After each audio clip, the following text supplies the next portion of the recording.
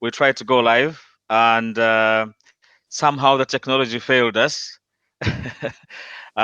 So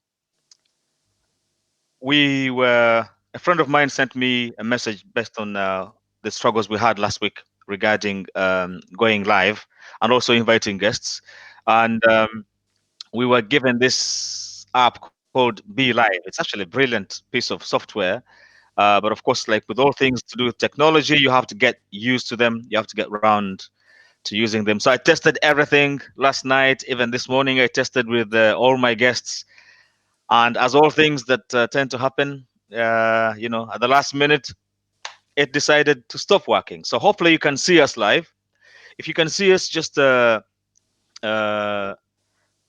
drop us a text message or something so that we know that we are live because we're trying this technology out. Um, it's the first time I'm trying this new technology as well.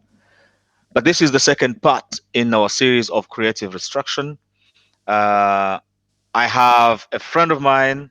We worked together a long time ago in the UK, and we worked on a project together to support African farmers around tea. We tried to bring their tea to the UK supermarkets. We failed spectacularly, but we learned a lot along the way. And he's gone on to set his other businesses. His name is Robert Stead. Hi, Robert. Thank you very much for allowing to join us. Good morning. My pleasure, Dennis. Thank you. And thanks for bearing with me with all this technology. Now, I know that you run conferences and you were telling me earlier. Perhaps if you could explain to our viewers a bit about yourself, who you do, what your business does, and then I'll add on from there.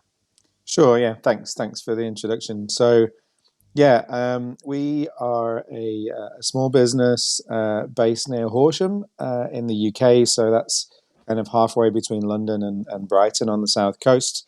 We're a team of 7 people, and normally we run face-to-face conferences. So large business-to-business technical events with around 500 to 600 people, about 50 exhibitors. And yeah, content for engineers, so technical content around the topic of safety systems in cars and the kind of technology that will be used in the future for self-driving vehicles. So that's what we do. We have 3 shows throughout the year. So we have a conference in Detroit, in America. We have our flagship event is in Brussels, in Belgium. And in 2020, we were due to launch a new edition of the conference in Hong Kong to be taking place in November. So yeah, we've been running for about 4 years.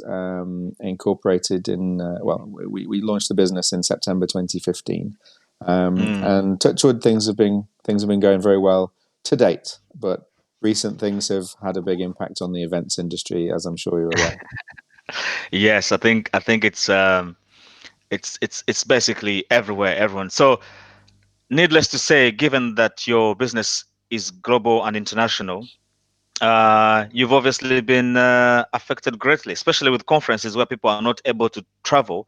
I remember discussions were happening about uh, the Mobile World Congress, and Yeah. businesses were deciding whether or not to send their delegates there. I think with hindsight, it was a good thing that that was called off. But virtually everything, including the Olympics, has been Yeah. put off. But one of the things that's been so part of my research is looking at entrepreneurship and ecosystems, and I'm a big fan of someone called Schumpeter, who and with his theory of creative destruction. So where opportunities like these, I suspect there's some very good opportunities that might come out of this. Obviously, some Uh-huh. businesses will be struggling. The vast majority of us will struggle. Well, no, not us, but the vast majority of the businesses will struggle. The economy might struggle. But I've been monitoring what's been happening online, and most digital businesses like Zoom and so on and so forth, have had a huge spike in their valuations, in the value propositions, in the number of products and services that they're putting out there. So how is your business being impacted? Are you like not doing anything? Are you doing conferences? Are you going to do your conferences online? Because we don't know how long this might take. And how is that impacting your business? Yeah, no. So that's the big question: is how long is this going to take? And for us, there's not just a clean, okay, things have ended, it's back to business as usual. Um, Obviously, at the moment, the majority of the world is on lockdown and not really, supposed to even leave the house. But as these restrictions start to be raised, there will still be a knock-on effect of people slowly starting to go back to work. They're going to have other priorities and not going to be traveling, probably not thinking about conferences. On the flip side, not being able to travel and see clients and go to events has an impact on your ability to grow the business and develop the business. So I think when when people are able to travel and to meet in large groups again, then there will be a strong appetite for doing that because it does bring a lot of value for people. So these are all the questions in the Mm, air that we are trying to understand at the moment. Um, the impact for us more directly has been that we initially decided to postpone the Detroit conference that was due to take place in May. So we've postponed that until November. We are planning to run exactly the same event in November with the same agenda, all the same confirmed speakers. All of the exhibitors have just moved their commitment through to November later in the year. And we're currently hoping that things will have cleared up enough that we can still run the September and November conferences um, in person and have a physical event. That said, mm, that might not be the case. So we're also preparing Plan B. So we've spent a lot of time over the last few weeks researching online platforms for conferences, for content, but also for networking, for how can you create a virtual version of an exhibition. That is much more difficult for presentations and lectures, even for one-to-one meetings. Then yeah, you can have video, and video discussions, and you can present your content online. That's fairly straightforward, and there's some very good tools for that. But mm, how to recreate the experience of walking around an exhibition and mm, random encounters that you get when you're face to face online, as well as things like mm. often people go to conferences and they catch up with old friends, and there's a social element to it as well. So lots of these things Yeah, are very difficult to replicate online. But yeah. at the end of the day, we are viewing this as an opportunity to innovate. I said to the team last week, look, all of the things that have made us successful as a business running conferences are things that we can use to help make us successful as an online events business. So we're very dedicated to our customers.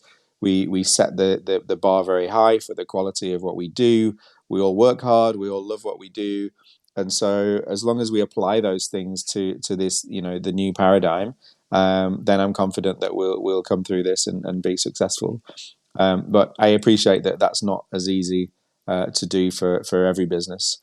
Mm, So I read an article yesterday about the kind of a part of the gardening industry who people who breed plants for sale in yeah, garden yeah, yeah. centers, and they don't have the ability to, well, people can't shop and buy them in the garden centers. They Yeah. don't have an option to go online because the logistics just don't exist, and so they've spent months growing these products that are all pretty much going to go to waste. So Mm, it's hard depending on the sector, and I think I'm not saying it will be easy, but we have an opportunity and it's possible for us to pivot, and so we're trying to embrace that as much as we can. oh, that's fantastic. That's a very good summary of I suspect the discussions that lots of businesses up and down the country are having to deal with. So most of my audience is normally in Uganda. Hmm. And of course, the two economies are very different. Part of our economy here in the UK is a service-based economy, by and large. Obviously, there's a lot of innovation and manufacturing as well.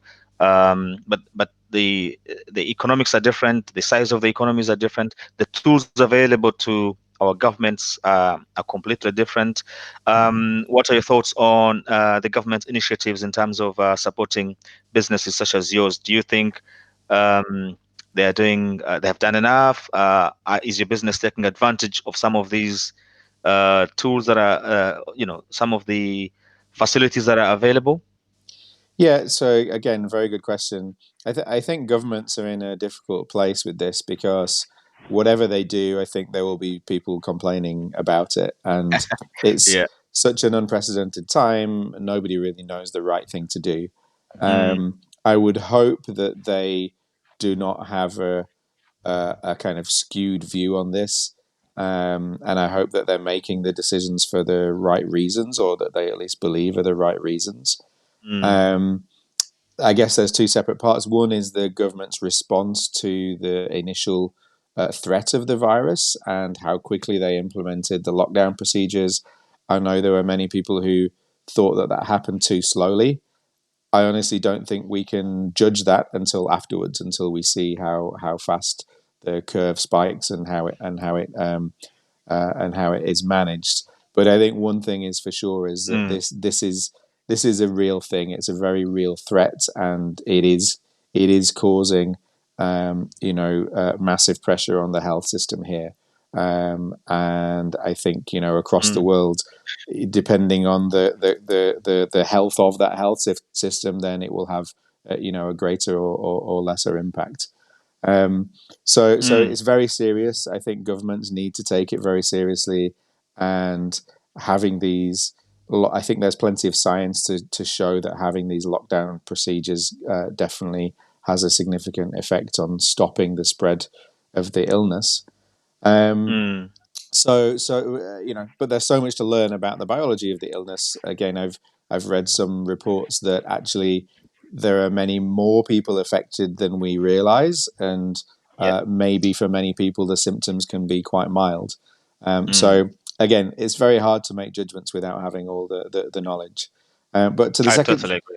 to the second part of your question, about the government support. So yes, I'm actually quite impressed by the level of support that they have offered.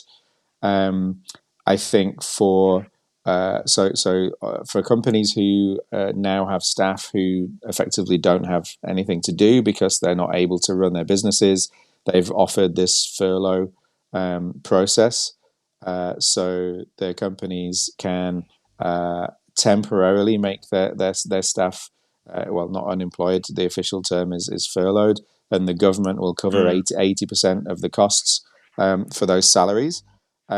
I think actually employees in that situation won't even be any worse off, because when we're all at home, we can't be spending that 20% of our salary on going out or eating transport. or luxuries and transport, all of those things. So I think 80% is probably sufficient to cover most people's needs. Again, Mm, I'm aware that not every government can necessarily afford to be able to do that.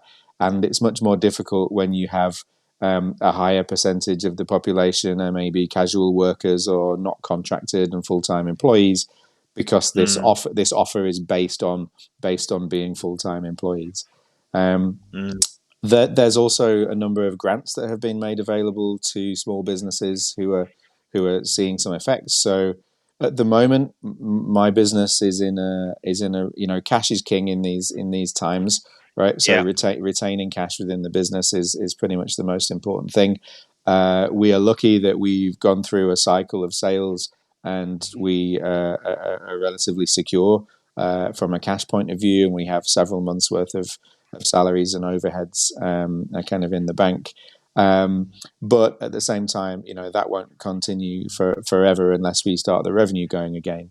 Um, Mm, we are hopeful. We are not in a position where we need to make anybody redundant right now. But I am actively looking into the grants and other financial support that is available, at the very least, to prepare in case we do need that, mm. and to make the most of the support that is there.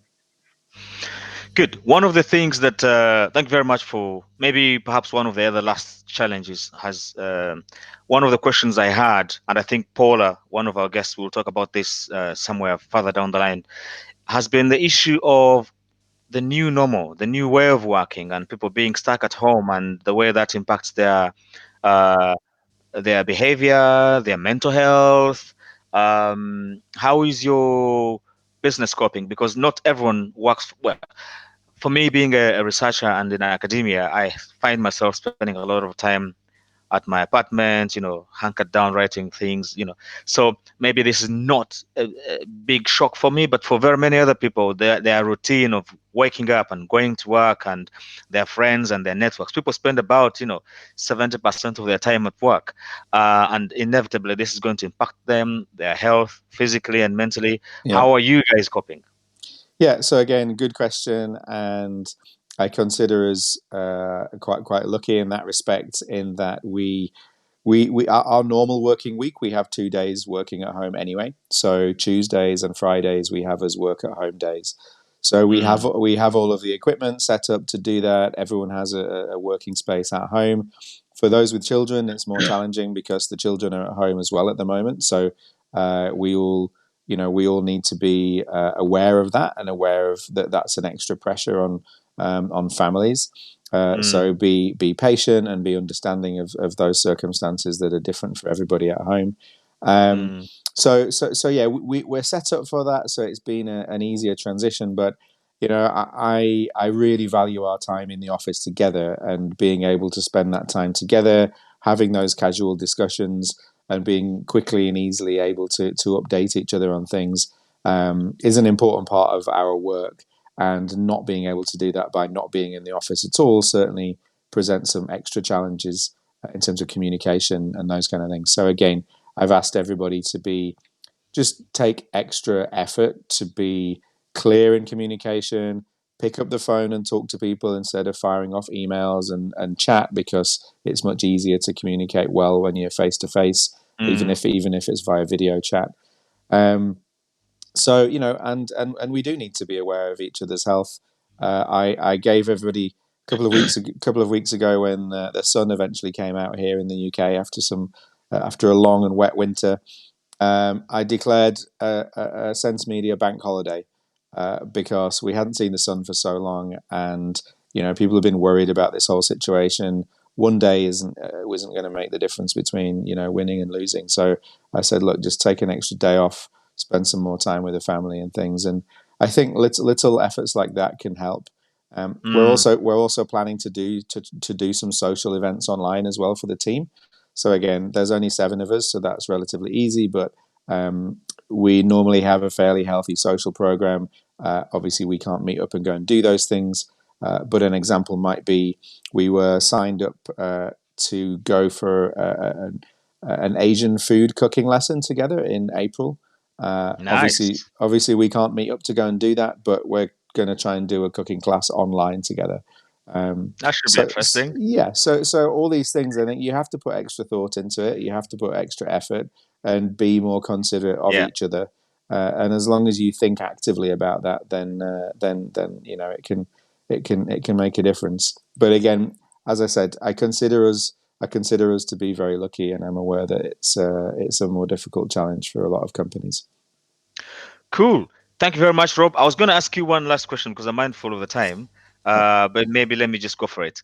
I know that the kind of conferences you guys run, they deal with, the future much more than anything else in terms of auto sense, driverless cars, the Mm-hmm. packaging.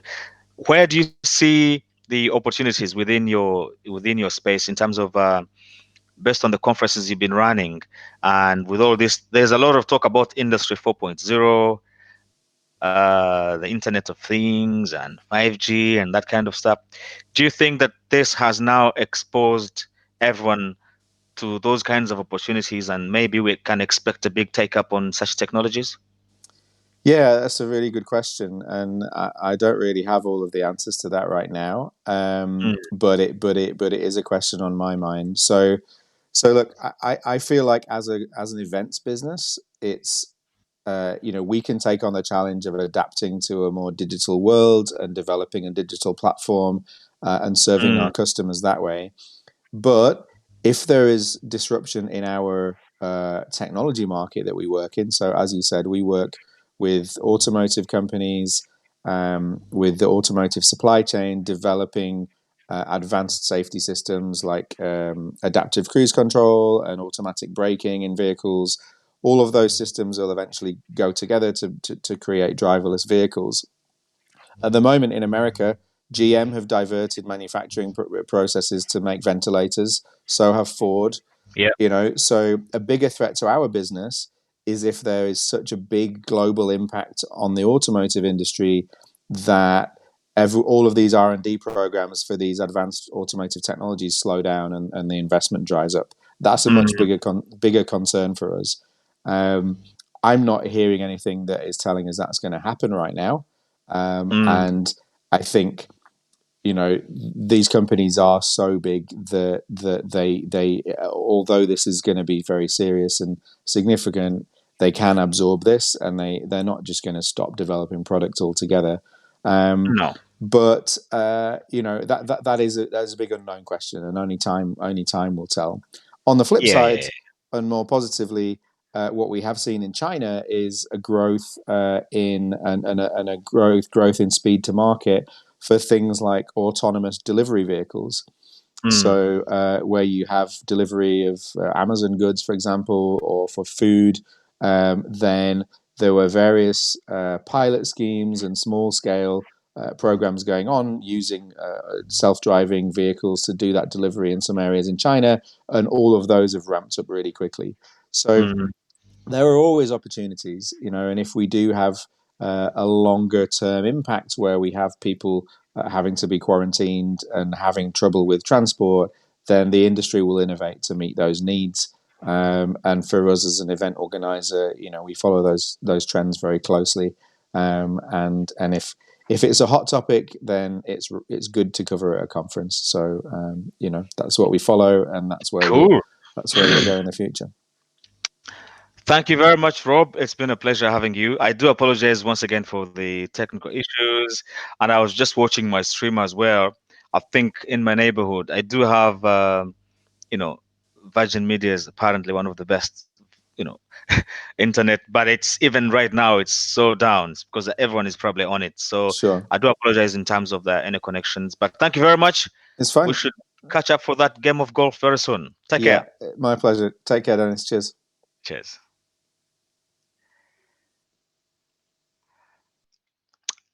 That was Rob Stead. I will now bring in Paula. Hi, Paula. Are you there? Hi, I'm here. Good Can afternoon. you see me?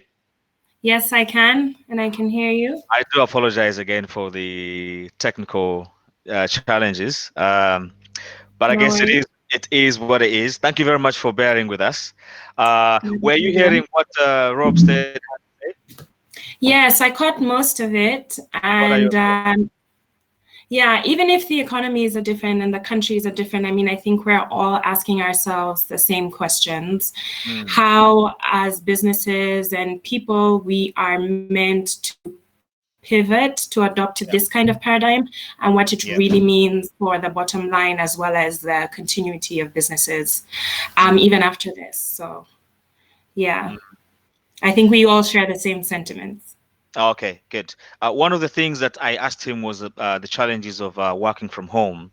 Yeah, Um, and yourself, as a mother, for instance, as a mompreneur, as a mommy entrepreneur, so to speak, yeah. have you found this any more challenging than the guys might have?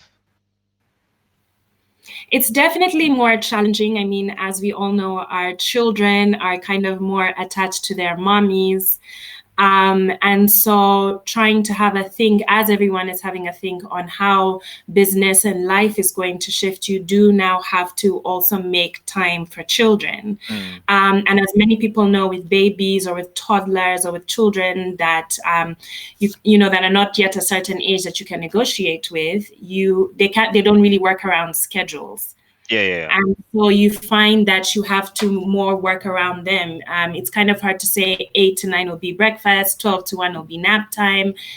Yeah, so it definitely puts more pressure on both parents, not only mommies, but on both parents to Mm, kind of adjust to that, accommodate home issues while still being able to work and figure out what our next steps are going to be. mm. But maybe for our viewers, it might be worth you explaining what your business is like, because I talked about it last time that you had moved everything to online. And presumably, because everything is online, it's not like you've been Yes. driving every morning to go to work at 9 o'clock Yes. in the city. So perhaps for you, it Yeah. has been maybe business as usual. Could you just throw some more light in terms of what your business does, where you are in this digital space, and then we'll pick it up from there. Right. Yeah. So we started out as a traditional consultancy business, except at the start we decided to focus on micro, small, and medium enterprises in Uganda, really to help them set up, start, grow, scale, all of those things. So partner with Ugandan entrepreneurs to do that. We started out with a traditional model, so strategize, plan, coordinate, and implement with the businesses as part of the businesses to implement some short-term activities. And then towards the end of last year, we realized that we can have more impact on businesses if we aggregated all of these tools and strategies and experiences and put them online. So it's really lucky that we did that, because we couldn't have foreseen what was going to happen, but I think this is the right time for it. A lot of businesses now are putting off are making their people redundant because they can't afford to pay for them. And so I know a lot of people are thinking about taking the leap, or if they had already taken the leap, expanding some of their already existing businesses in Uganda. So it's a great time for that. My typical day would look like dropping my daughter to daycare really early in the morning, coming back home to work, or having a couple of meetings. A typical day would involve business coaching, talking to the video team, talking to the marketing team, trying to get all of our resources out there. Something that's really, really important to us is impact, which we see is really, really useful and is really, really taking off in Uganda, especially with the use of social media. And so the way that we're trying to have impact is making sure that we have as many free resources as possible. So on our website, tesa.co.ug, Tesa with a double E, we have a resource library with tools, like the business model canvas, and how to make your business a passive income business, and how to acquire initial customers and stuff like that. So we have all of that stuff on there, and we put in a lot of work and effort to giving all of that content out for free on our site and social media. As we transition towards the end of this new month and May to releasing our online paid courses.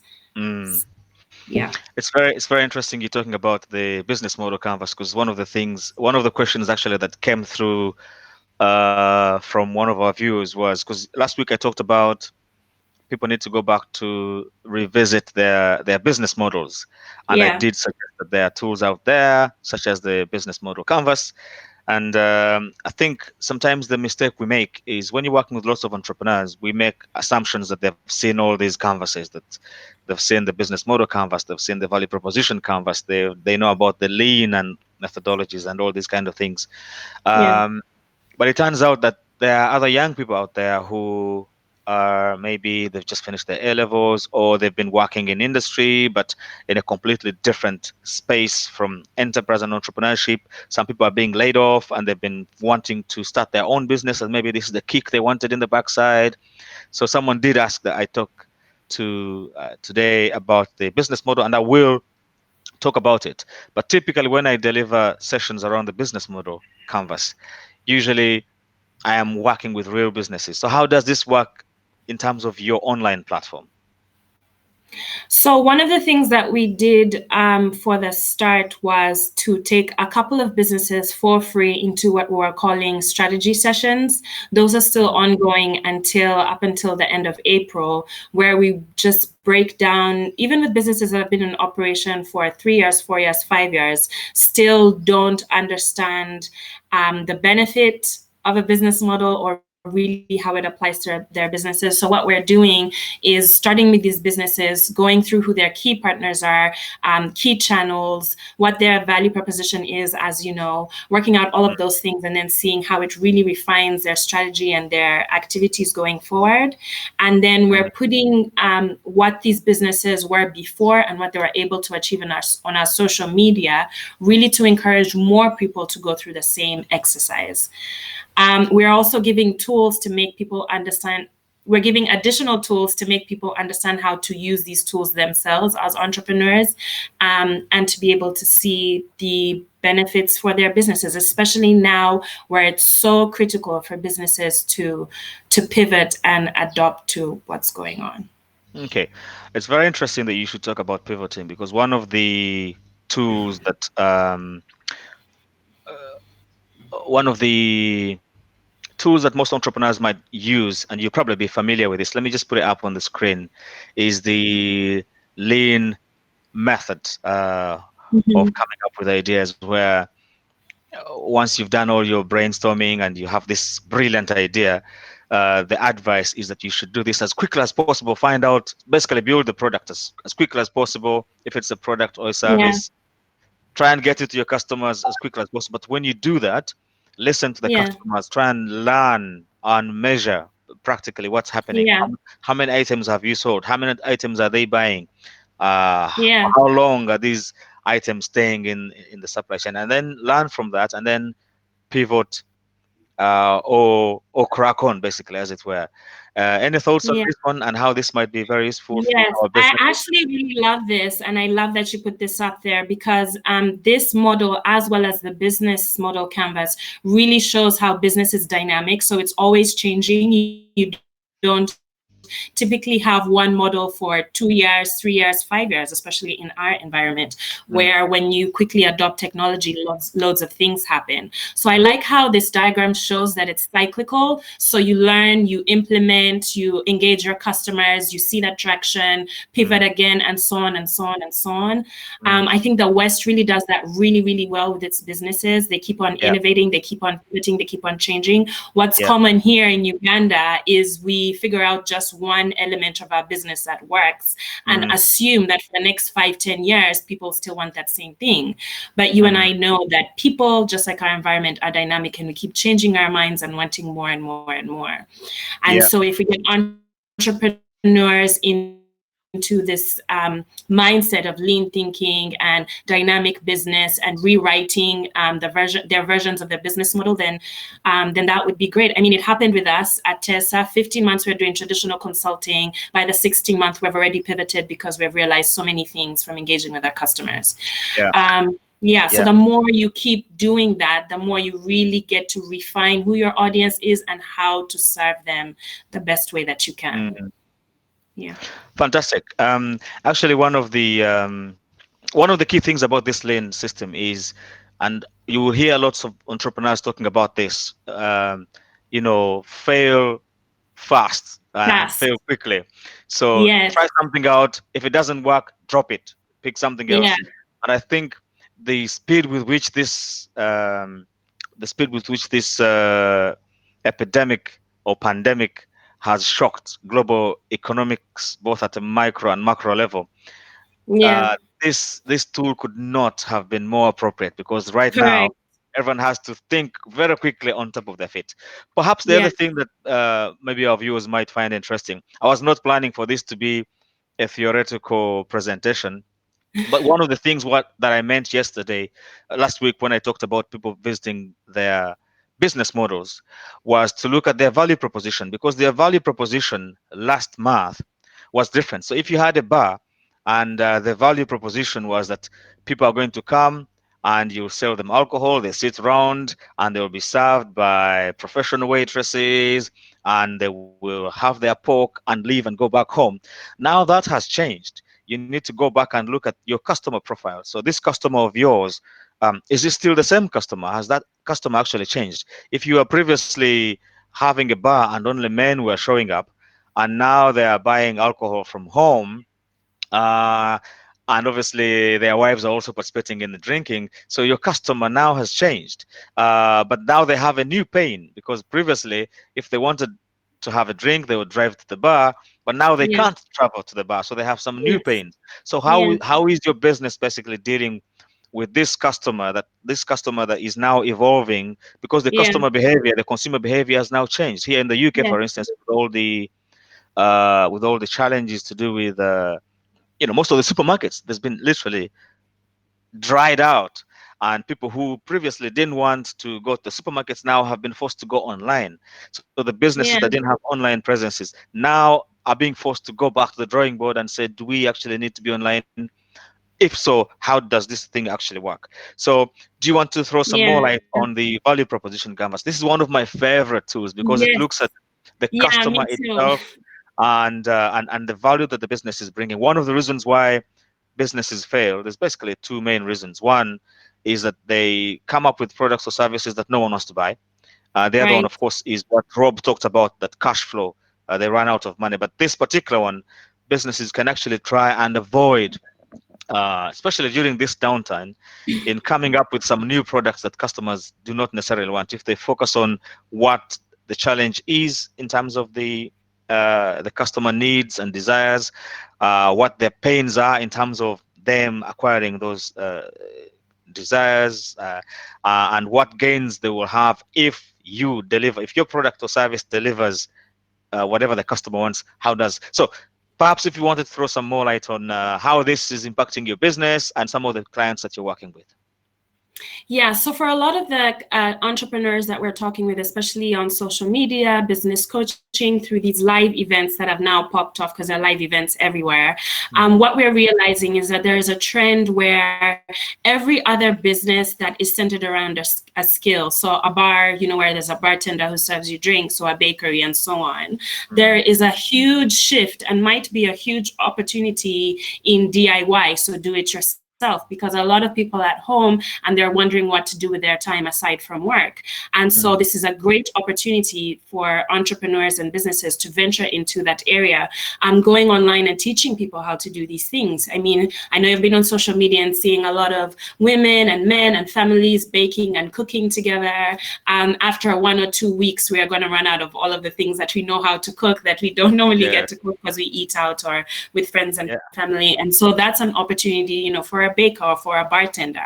I know even with the lockdown, people still have their families, still have, their neighbors crossing their road, or a few people here and there exchanging, because we really want connection. And so whether it's hosting our families or people from around, I know, like a bar nearby in the area, I could just go online and show people how to mix drinks and enjoy their time at home when the kids have gone to bed or whatever. And that could be an opportunity. So we're really encouraging businesses, I mean, even ourselves, to come up just with like out of the box, innovative strategies that we could still serve our customers with, but to allow them to implement the same skills, doing it themselves in their homes. So that's something that can be tested now with 5-10 customers, and that can be rolled out later, either as a core service or as a supplement to their core service, maybe when things get back to normal. And one of the things that you've just highlighted, which is when you're doing things like lean, you really don't need, when you're coming up with this new product, new service, new way of doing things, you don't need the whole marketplace to buy the idea. You just No, you don't. You just get the small. Don't. I don't know if you're familiar. Sorry to interrupt. I was saying, I don't know if you're familiar with the concept of the diffusion of innovations. Yeah, so a lot of people think that, how am I supposed to transition into an online business? How am I supposed to go online and then show people how to mix drinks?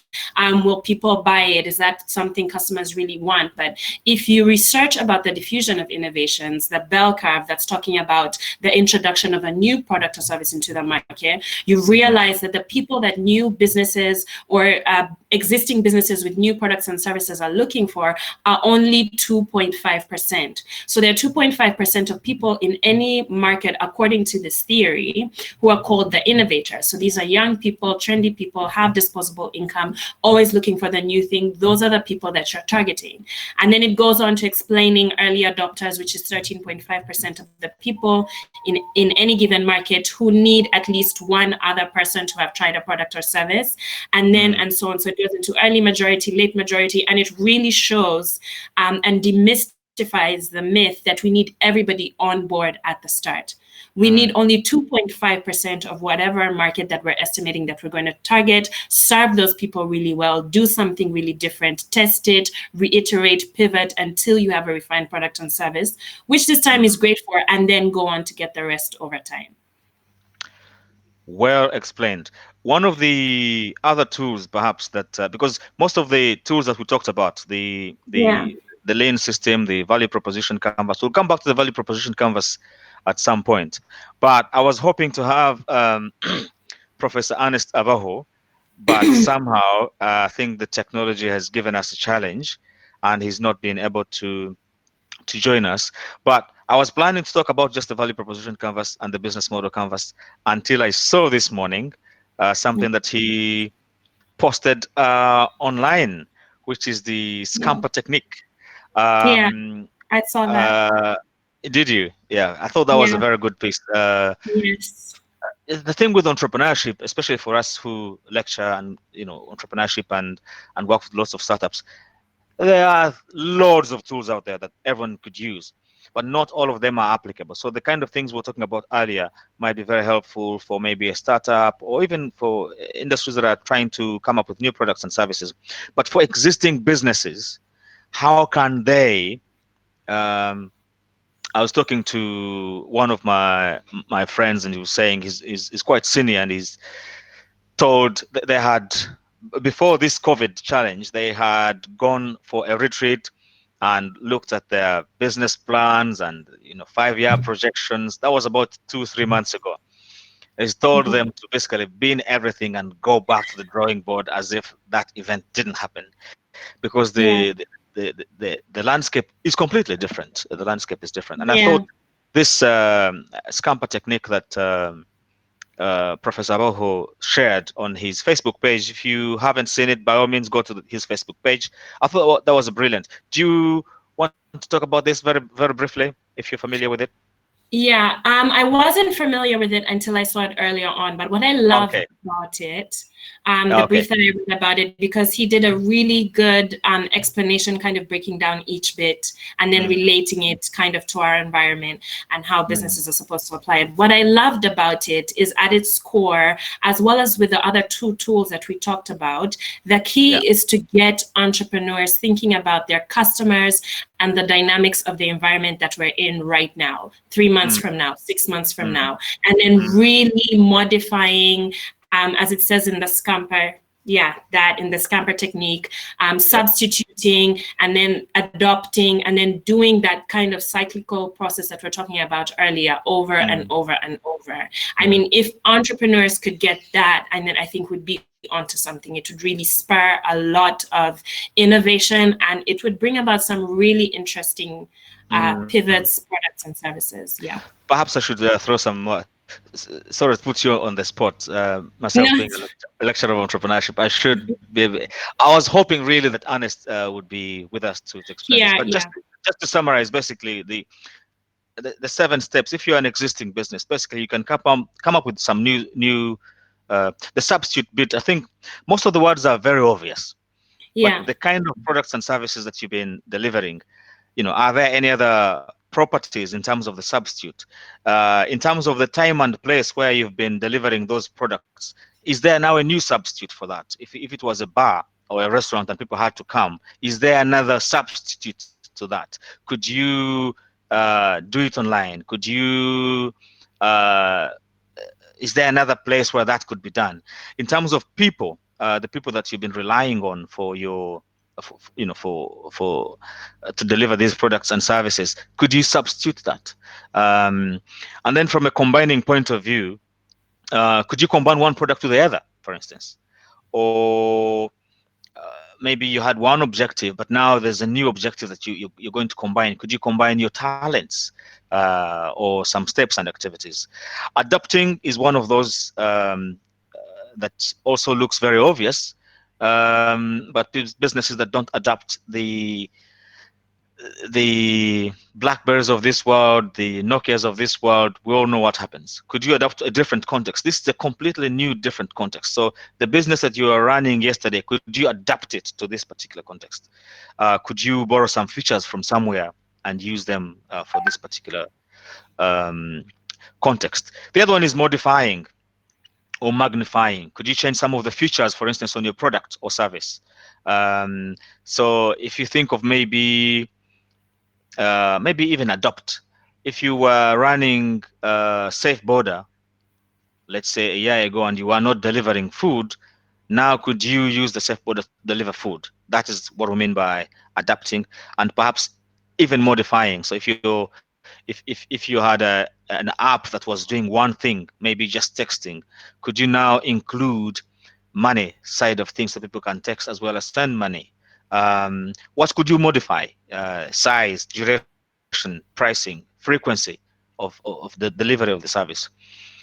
Could you put some things to other uses? So for instance, could you use the same product to solve other problems? Or could you use one product now as a byproduct of another?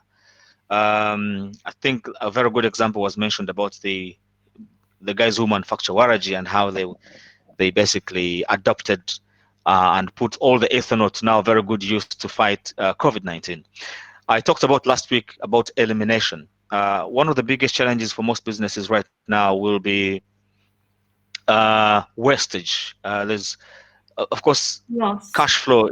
Cash flow is a big problem now, and costs. You don't want to be spending money on things that you do not need. What could you eliminate? How could you simplify? Whether it's a process, what are the non-essentials that you don't need? Can you make your operation smaller, for instance? Can you reduce the cost on time, or can you eliminate some of the efforts that you've been going through? So elimination, I think that's going to be very key for businesses to go back and look at the kind of things that they don't need.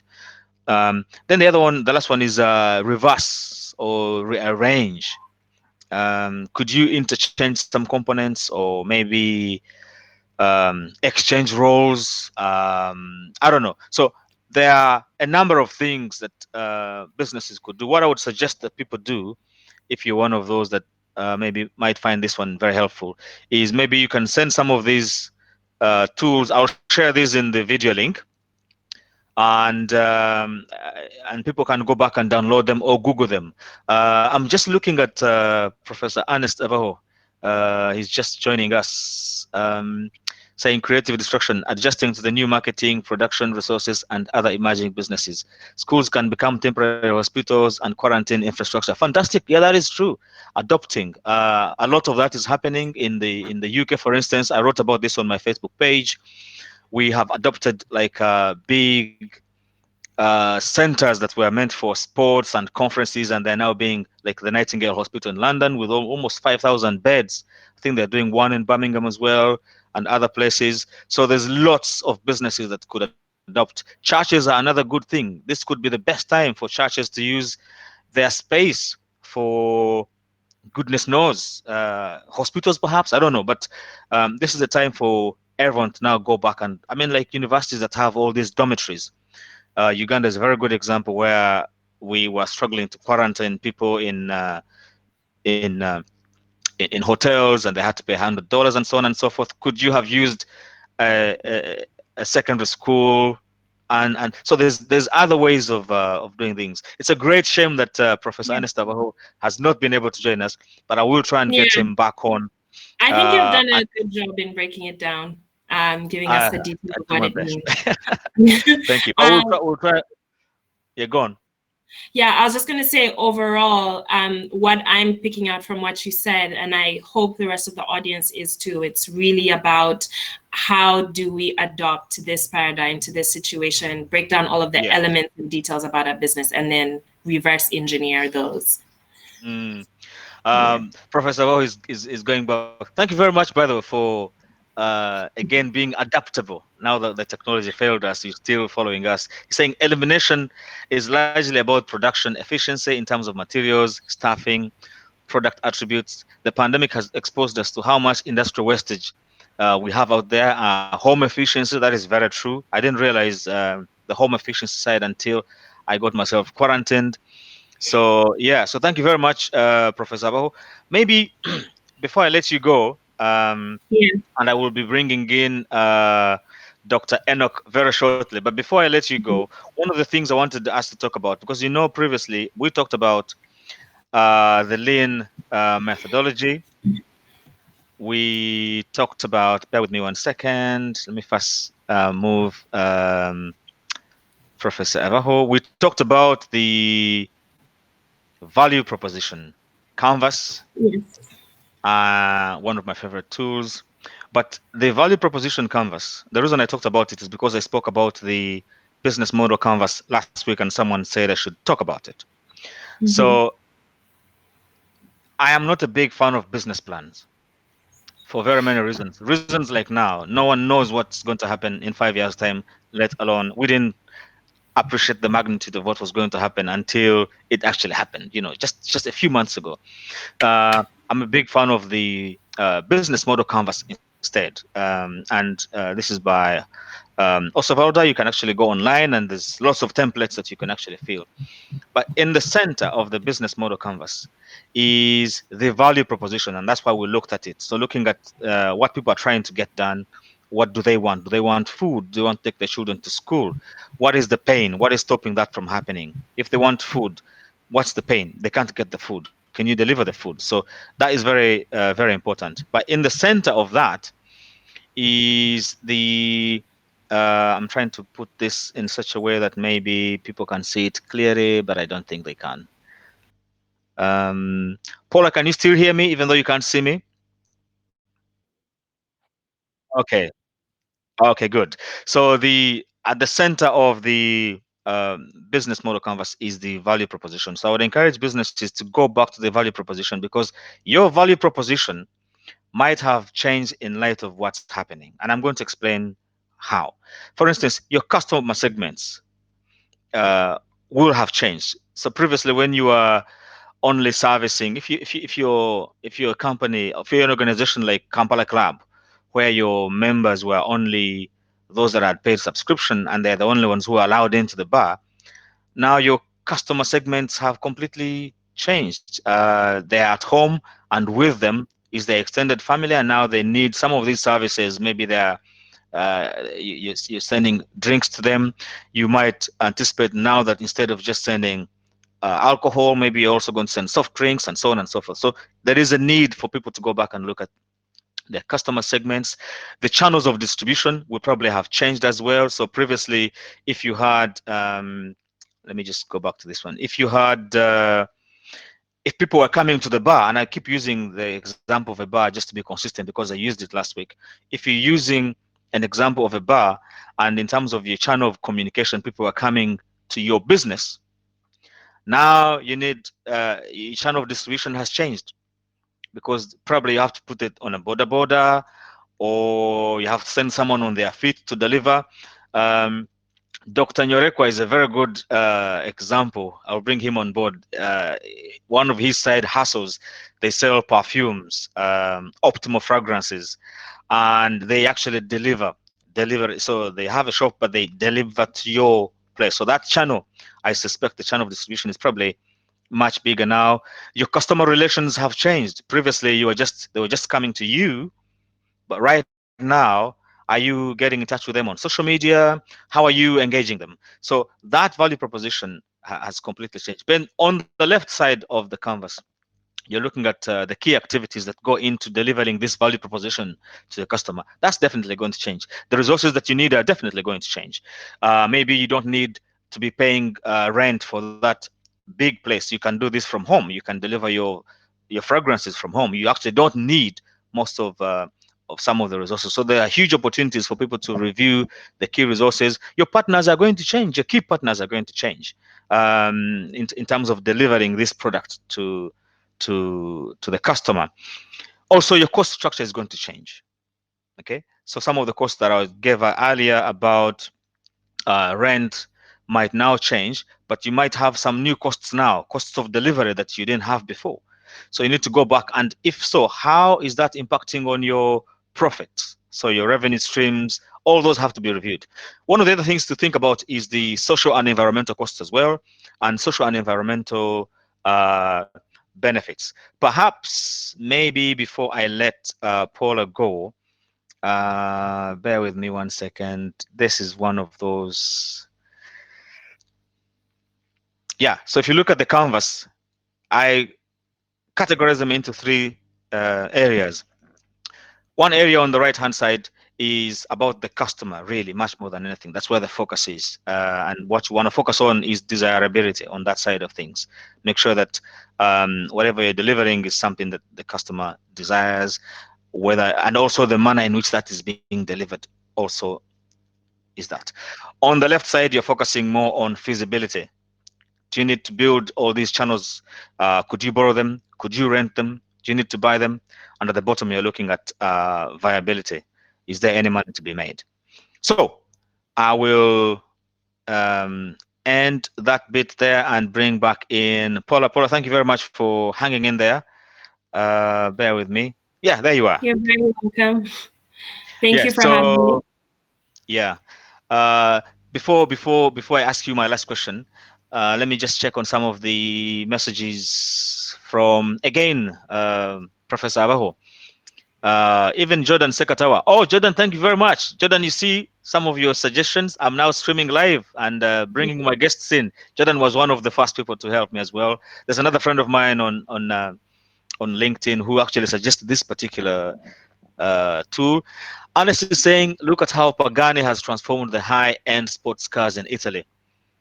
He has moved to fiber instead of steel. He has reduced the weight of the car and optimized performance. The value proposition is also changing with the changing segmentation of the market. We are heading for a smart enterprise.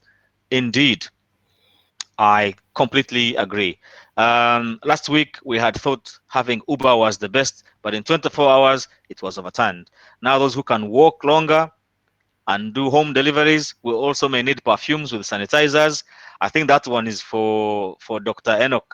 Um, um, oh, some very good thoughts from Professor Abajo saying, Dennis, talk about the risks in the business model canvas. It's a big management challenge. It can best come under viability. That is very true. And I think the last slide that I was trying to do, but I'm trying to do all this within 1 hour, and I want to bring in Dr. Anna. Dr. Enoch before I finish. This is the problem. There's lots of entrepreneurship tools that people could use to run their business. So one last thought, Paula. Yes.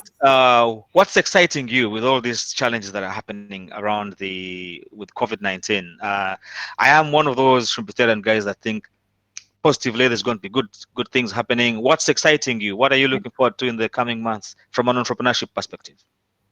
Right. I think in such situations, there's always a lot of scope for opportunities. I know a lot of people and a lot of businesses are scared. They're waiting to see how markets adopt and the economy and dynamics in order to be able to take some decisions and implement some activities. But I'm really excited about the entrepreneurs that are thinking out of the box.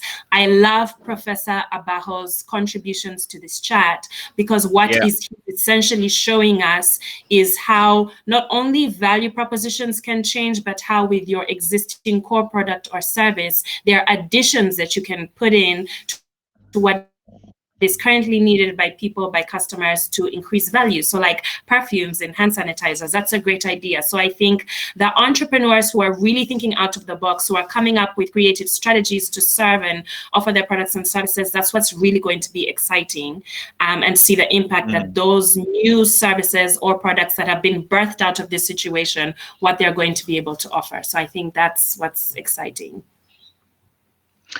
Thank you very much, Paula. And once again, I do apologize for the Very technical welcome. issues, but we are learning as from an entrepreneurship perspective. Failure is just one of those experiences. So thank you very much Yes, for bearing with me, and thank you very much for your contributions.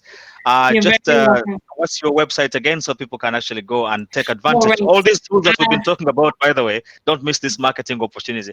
All the tools we've been talking about are available on Tesa, and let Paula tell you about Tesa.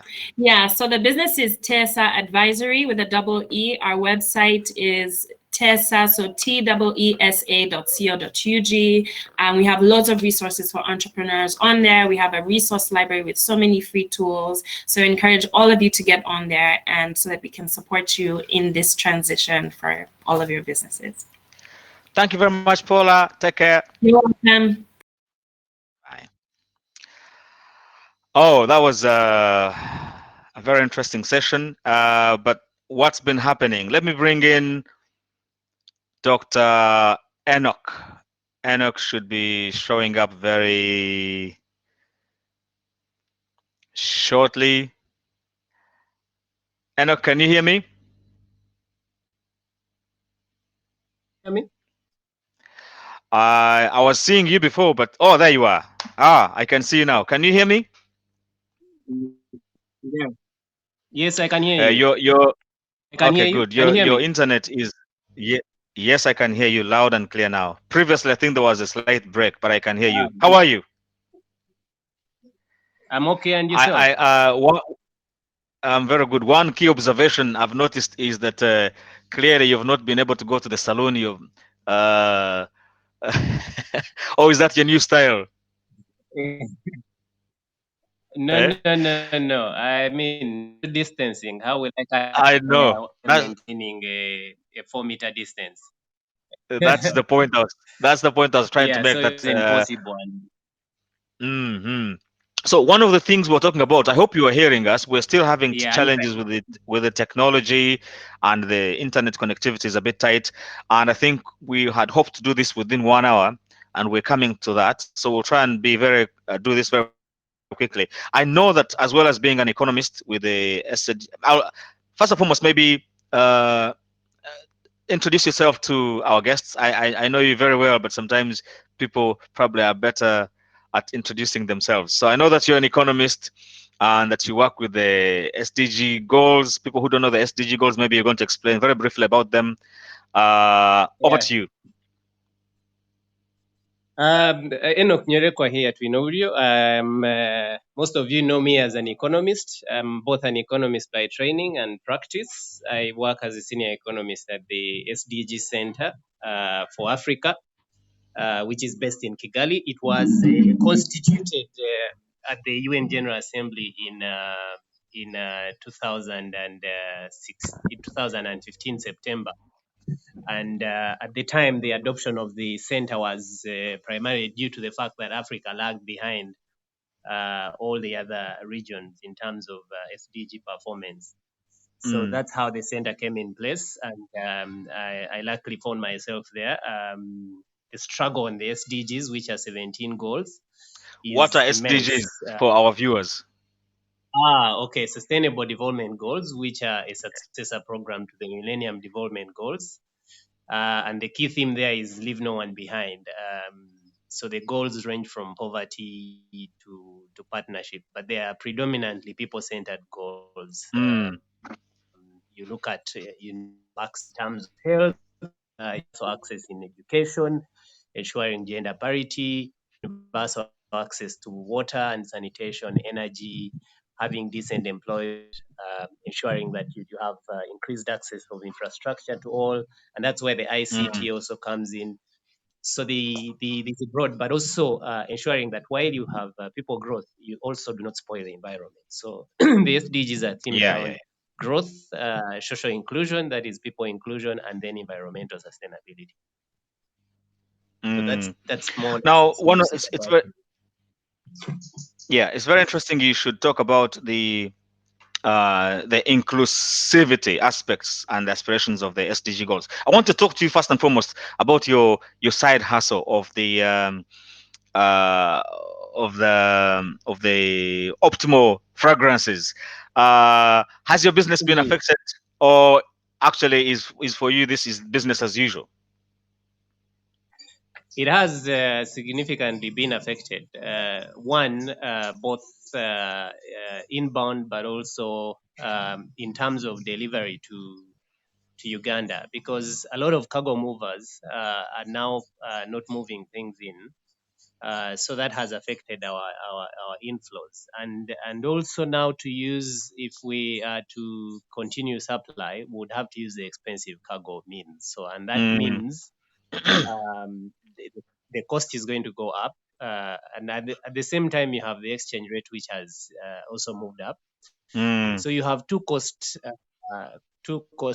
drivers, and then at the same time, you have shrinking household income. mm, So your day is going to certainly be constrained, and then you have a increasing cost. So that certainly affects business, and that's mm, that's that's it. But predominantly the lockdown has affected, because if you don't have we have no planes coming in, and then also the delay in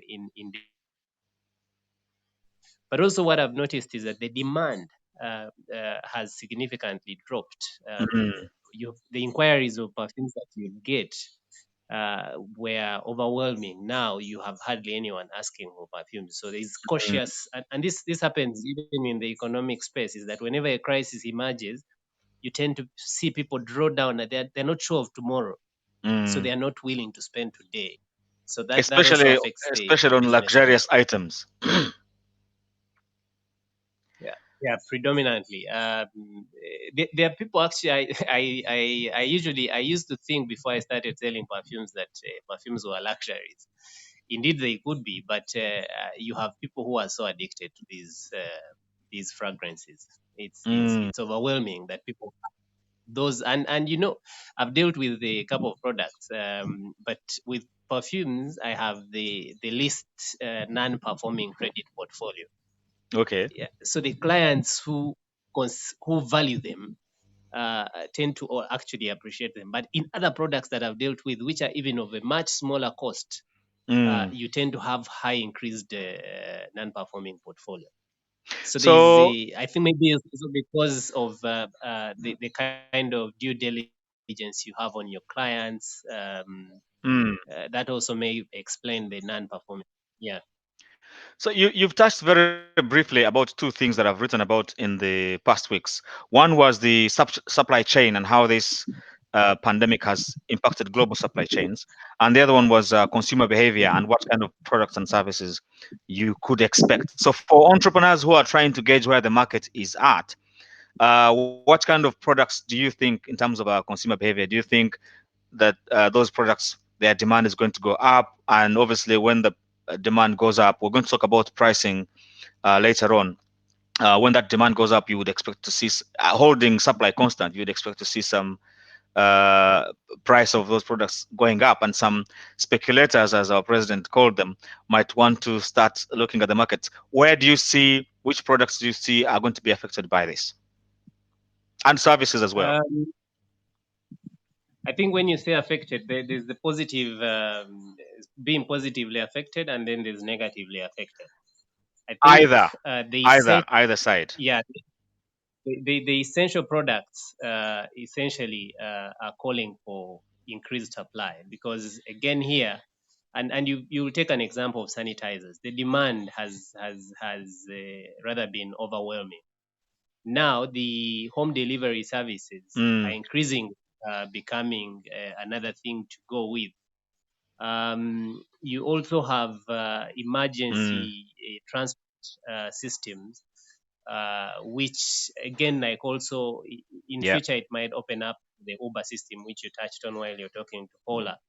Such services, but if you look at Yeah. selective commodities that the president actually was very prudent in leaving open, the supermarkets, the basic supplies, the Mm, the food supplies. The mm, actually there's I think there's a call for action here in developing the food value chain in Uganda to mm, ensure that you have a fully developed ecosystem, which is also having an effective supply system place, so that and also in inbuilt within the ICT solution, so that mm, if I need food supply, I can easily go on my mobile app and then be able to get all these. So those are some of the critical critical services. But on the other end, you look at Uganda's economy.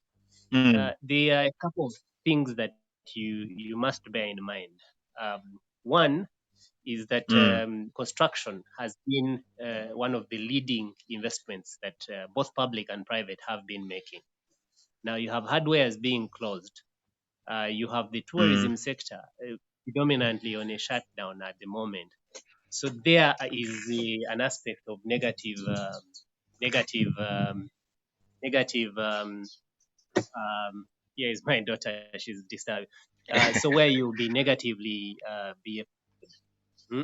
mm. Yeah. So those are some of We have the a new aspects member I think. joining the live. Yeah, she Yeah. she Hi. can say hello. Okay, go down to the boys. Yeah, so that's those are some of the aspects that I think will be negatively affected.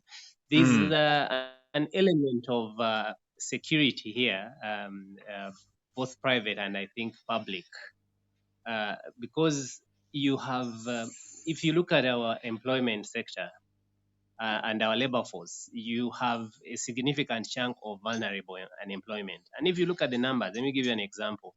You have 19 million Ugandans who are in the working age population, which is 15 and above, 15 actually 64 years. But of those, you have only 10 who are seeking for employment. So that's the labor force. But of that 10 million, you have about 9 million who are employed. But of those 9 million who are employed, these are vulnerable. The predominant chunk of those are vulnerably employed. That's about 6 million. Now you have about 3 million who are in wage employment, 3.8 who are in wage employment.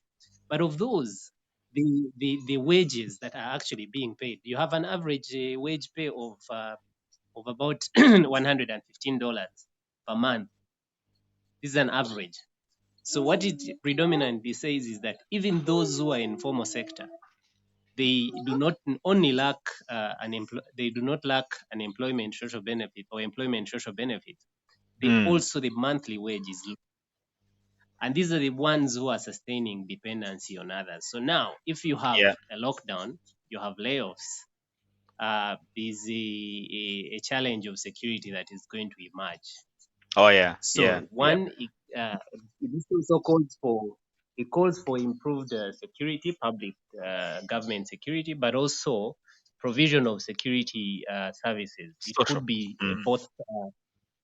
So it could be security systems. It could be physical security presence. So there's that need of security enhancement, both private It's and public, and that creates an opportunity for the private.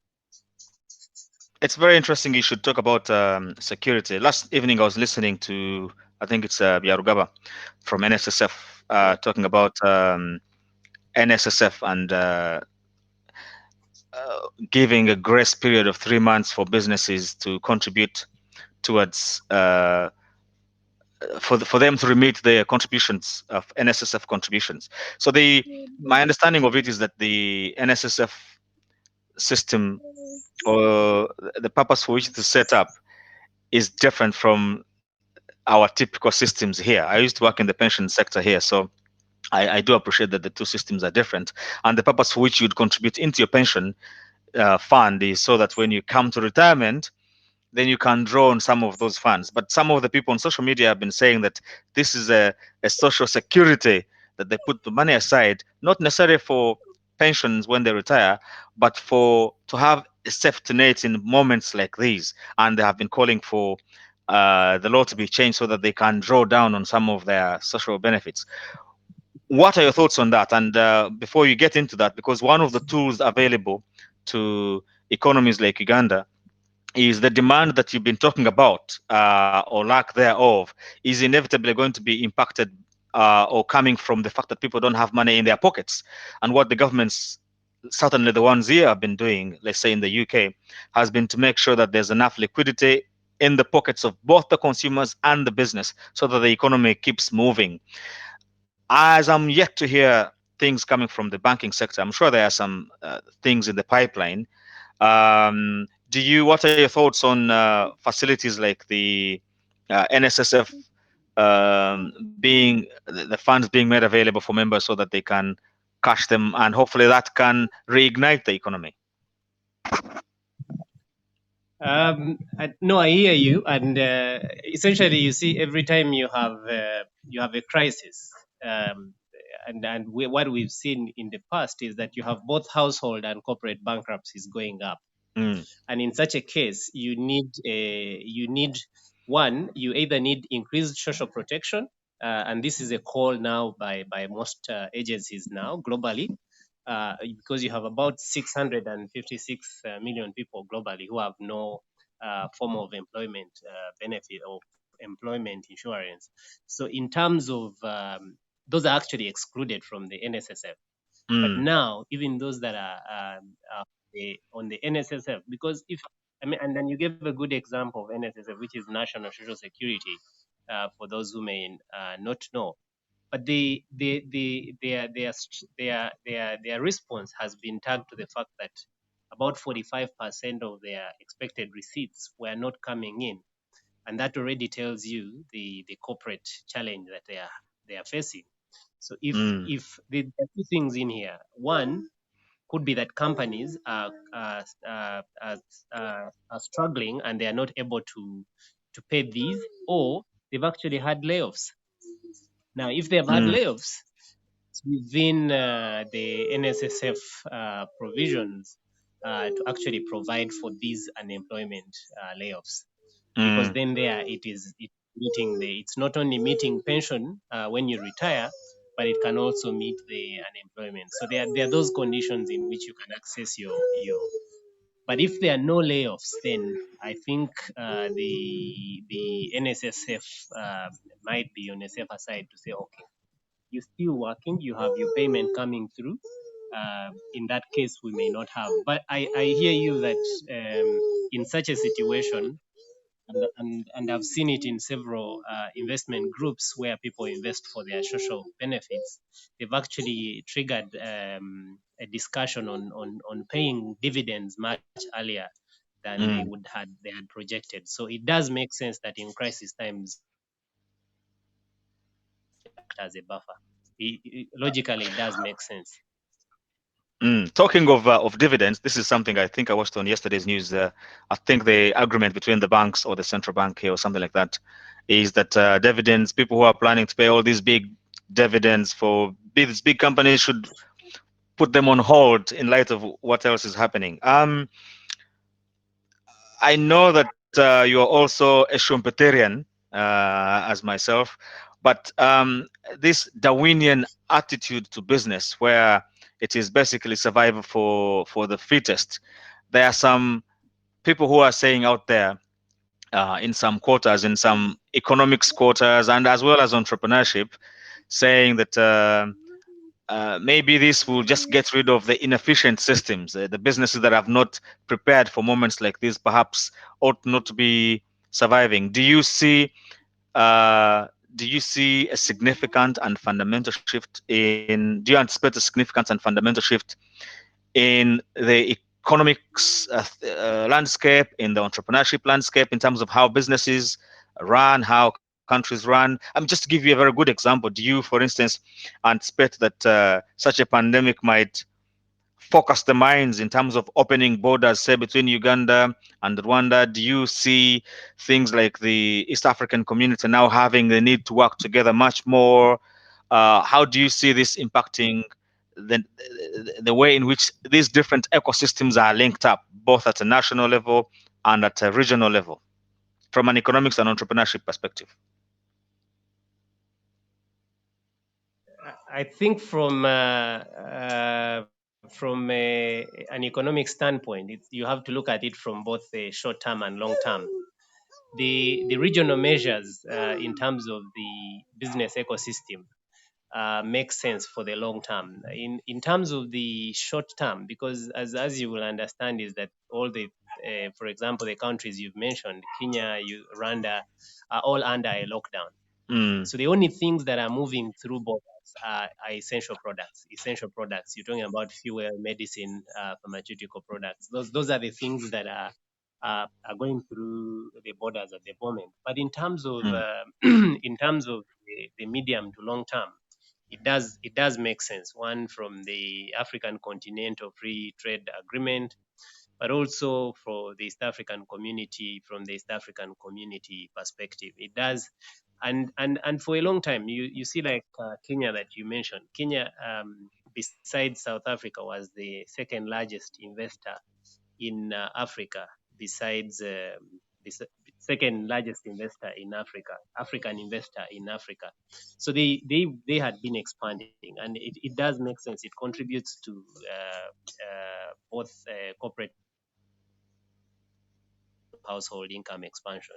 And so for Uganda, it has to, and while the private sector wants to do it, there are also lots of government innovations that should come in, both from a policy, regulatory, and you can look at these from the doing to business assessment, the doing to business indicators by the World Bank. They underline what kind of challenges that the private sector here faces. Mm. You did ask about the dividends. I think the dividends is two-way, and the central bank uh, is looking at more of building buffers for these, particularly when you look at the banking industry, where there's a limitation on paying dividends until the central bank has done a critical assessment of the downsides of this COVID. So Mm. in essence, they are trying to the liquidity buffers in the banking industry are maintained. However, I think it shouldn't be a blanket arrangement. They should carry out an assessment on each of the banks, looking at the liquidity conditions. The liquidity indicators are clearly laid out, consistent with the Basel III requirements or Basel II.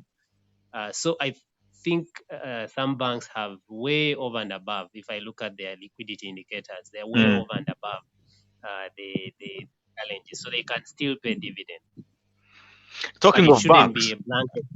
Yeah. is one of the questions I had, and again I got some constructive feedback last week when I was um, uh, whinging, as it were, about the delay for government to announce some of these economic measures that maybe could help business in terms of confidence and certainty so that they can plan accordingly. And I'm talking Uganda now. Um, but I'm not very much Mm. familiar with the fiscal system. I'm not an economist as such, but and also I'm not on the ground to understand what measures have possibly come out. But some of the tools that the government here has used is obviously looking back to like 2007, 2008, is to make this liquidity available through commercial banks so that businesses can borrow and carry on almost as normal. But in Ugandan, back looking back at Uganda, you find that most businesses have already been struggling anyway to pay their bank debts. Even individuals. I mean, if you look at the interest rates, they are compared to the rates we have here, they have been very high.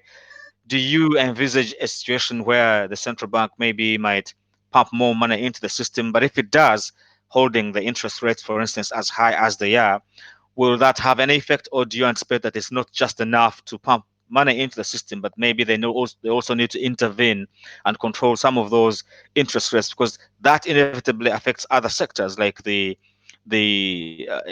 building, if you're building houses and the property markets, and people are going to borrow for their mortgages, all that. And do you do you think that there are enough tools within our fiscal system to help this current situation? And if so, how do you see them working out? So there are two things. The tools at our disposal could be monetary policy tools. Mm. Now, the monetary policy tool for Uganda is the policy rate, reducing the policy rate so that then it guides the other domestic interest rates. Is that the same as So in LIBOR? case when the central bank reduces, yeah, so it's more or less that. So Mm. so when the central bank, so the central bank here is the equivalent of the Fed rate. But when the Fed rate is reduced, then you tend to see also the other domestic, which are both lending and savings rates moving. So Mm. in this case, for you guys to have and the essence for reducing interest rates or increasing money supply in the economy is to spur aggregate demand. One of the ways is to spur domestic private investments. Now Yeah. you have actually more or less hacked my mind on saying the banking industry is already not looking at the private sector as the most viable business enterprise for Mm. them. And if you look at the last 10 years, private sector credit growth, average private sector credit growth in Uganda has been lower than the decade before. And Yeah. there are reasons for that. In this decade, is that in 2001 you had a spike of inflation going up to 31%. Now, when that happened, it increases. One, money loses value, and the non-performing loans on the banking books increased significantly. So at that point, and also the central bank rate went so up and the interest rates went so high. So the banks adjusted their behavior. Now, a few years later, in 2015, we also had an exchange rate movement. The shilling depreciated significantly in 2015, and like many African currencies. So that was predominantly associated with commodity prices also falling. So at that time, you also saw a very cautious behavior from the banks. And in 2012, 2013, some banks actually said no lending in foreign currency. That was some of the policies that banks took. So when you come to this particular case, you learn from those two cases, you're also going to see a very limited, because what the banking now, and I'm speaking to a few bankers, is that they're not waiting for the central bank to instruct them on what to do. They're actually looking at a case by case, corporate cases, and sector by sector, to understand critically which businesses needs structural adjustments on their debts. So they're actually already working on that, but they are looking more at corporate than household credit. So and if you look at Kenya also, the kind of measures they are taking is within the banks that they control, not the private banks. But You see, that's the just thing when to you adopt market. Yeah. just to interject on that one, and if you look at the economic structure of Uganda, um, Mm.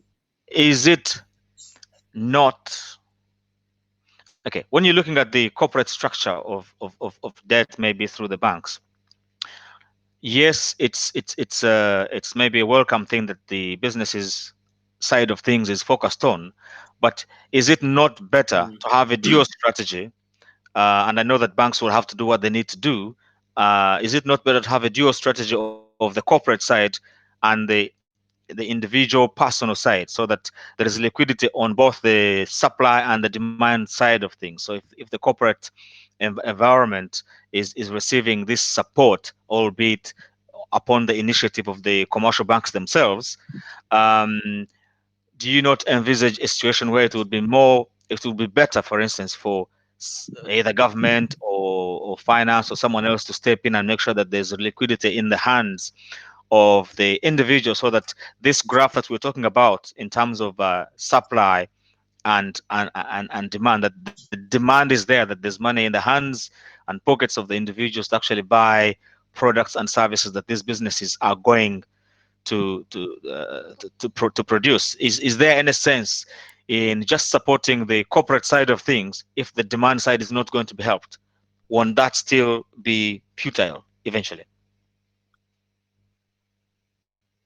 So to actually, when you think of demand and you think of aggregate demand is comprised of three main elements. You have the households, Yeah. then you have the corporate, and then you have government.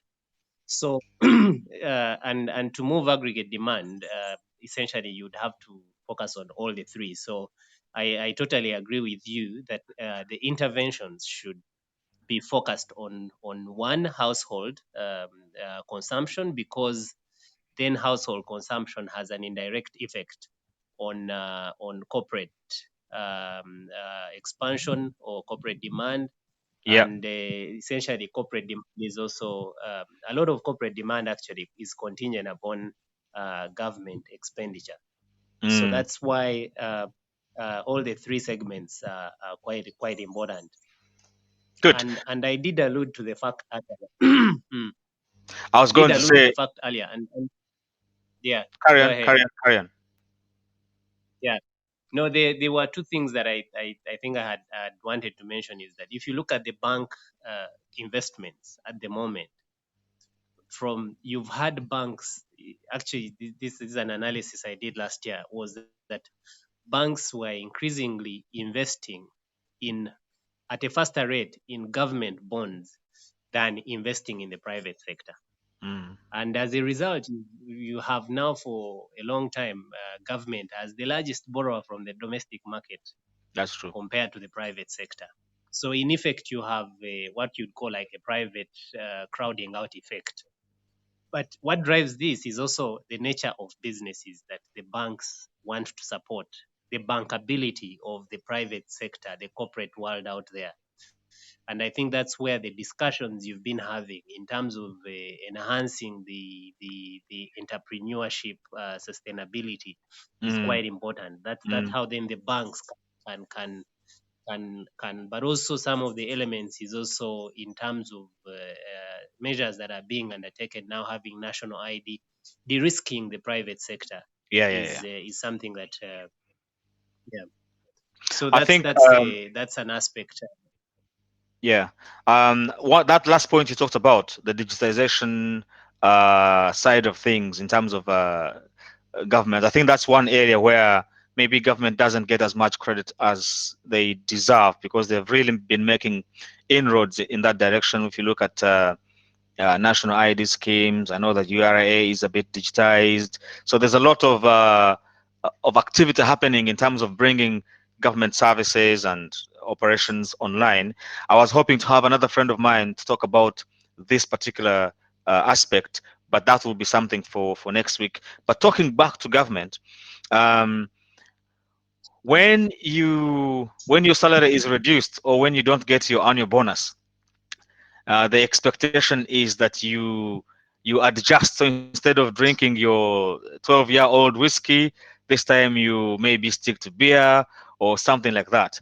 Um, do you envisage a situation Mm. where perhaps our government expenditure may have to be reviewed in light of the inevitable reduction in revenues, uh, both in terms of household incomes and the government as well, but also in terms of priorities? If you look at Uganda, where agriculture is a key sector, and the way we've been doing our agriculture, I know the president has been talking about trying to industrialize. Do you envisage an opportunity to go back to the drawing board and kind of recalibrate, looking at our budget and deciding where the priority areas are, whether to spend money in some areas or not, even though we are not meant to be looking at that right now? And do you envisage that COVID is going to trigger those kinds of discussion at government level, or do you expect that those discussions are had? I think those discussions have already started happening, and already some of the economic commentators here on the local market, I was Mm, watching TV yesterday, they were voicing the same thing to say, but you know what? We are nearly concluding the budget process for the next financial year. mm, We should practically put it on hold and do a COVID responsive budgeting. yep. And you see there are two elements here, and I agree with you. The fiscal policy serves. You see, we have two stabilization policies. One usually for short term counter-cyclical policies is both the monetary policy, where you have the easing and ensuring that liquidity is in the market. The second is the fiscal expansion, and this you saw also in the global crisis, where you had and that's more or less the Keynesian school of thought, that Yeah. when the aggregate demand goes down, you should come in and spend as government, because corporate and private and household are shrinking. So then government is the main tool, and here Mm, that then now speaks to fiscal policy as a short-term stabilization tool. But also fiscal policy serves a long term. That's why when you develop your long-term national development plan, you should factor in that the fiscal tool is what will deliver it. But mm, in principle, I tend to think that there's a need for a wake up call. There are several aspects, and you saw when the president was saying, these things we are talking to investors to ensure that they come and we start making them here. So prepare for this kind of shock mm, measures, mm, but mm. using domestic remedies. there's a lot of work, a lot of effort by government to not be the industrial for but we still have industries now taking off. They may not be driven by the domestic arms, but still important is that they drive backward and forward linkages within the domestic economy, which is quite important. And I heard the president say these were about, we have now 4,900 manufacturing enterprises, which is if operational, this is quite a good step forward. But I think in terms Yeah. of, I think for me the most important bit is to stop working in silos, to ensure that if we have the budget, it should be looked at it in totality.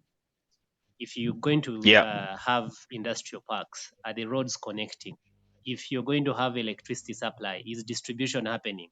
Those are the discussions that we should be having to ensure that we have Ecosystem effective approach. fiscal intervention. Yeah, yeah, Mm. true. And I it's hear also you, and needed on the government side. I think that's what I'm. Yeah.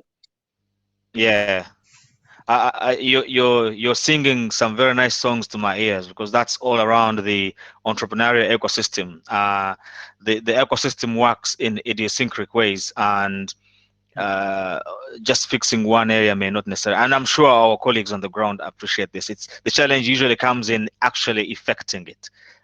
So I'm mindful that we've gone on for far too long, and economics is very interesting. We could be here all day. Let me just check through the questions very quickly, some of the comments, and if there are any directed towards you, I'll share them with you, and then we can wrap up. Ernest Abo says, Enoch, the analysis is very clear. In your analysis, can you suggest immediate macroeconomic interventions from the farm internal view and the controllers of the environment? I think you touched a bit on that one. Isn't this the right time for Ugandan government? This is another person, Triahe Nicholas. Isn't this the right time for the Ugandan government to consider giving reloaded economic incentives to local manufacturers, entrepreneurs, tax holidays, name it, in favor of foreign-owned entities? Um, that's something that I think a number of people have talked about in the past. I think we've lost Enoch as well. His internet connectivity was not the best as well, which is understandable. Even the one on my side today, I don't know what's been happening, but it's been a bit of a challenge. Enoch, don't worry. I think you had done as much as you possibly could do, uh, given the internet connectivity. And thank you very much for bearing with us and hanging in there for this long. So I'm going to wrap it up, and thank everyone for watching and listening. I'm hoping that we'll now that we've gotten used to how to use this technology, the next session next week, episode 3, is going to be much more interesting. Please keep sending your questions. I will make sure that I get the right guests to come in and answer your questions. Enoch is trying to get back, but I think we'd almost finished, so maybe I'll not bother him again. I'll just close the discussion here. Hello?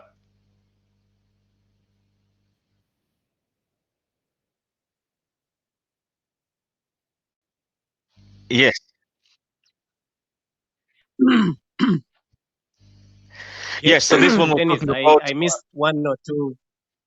Yes, the key question, the last one, I think we've talked about it briefly. This Turiaibo was asking about the number of things that could be done, but also, is it not the time to give tax holidays to our local entrepreneurs and business people compared to incentives? This is something that we've talked about in the diaspora with forums such as that of the Uganda UK Convention, where there has been the rallying call by government to support local entrepreneurs, and I know that they're doing that, a bit of that under NISP.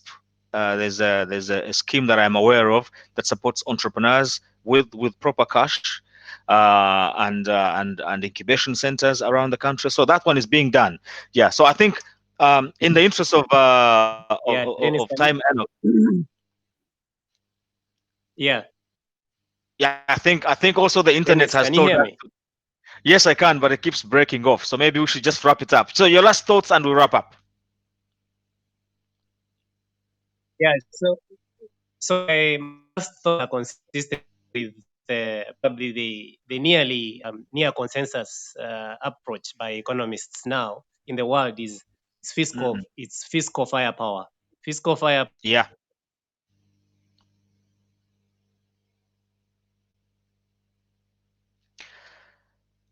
I think we've lost him again. Mm. Okay, we're going to end it here. We'll see you next week. Thank you.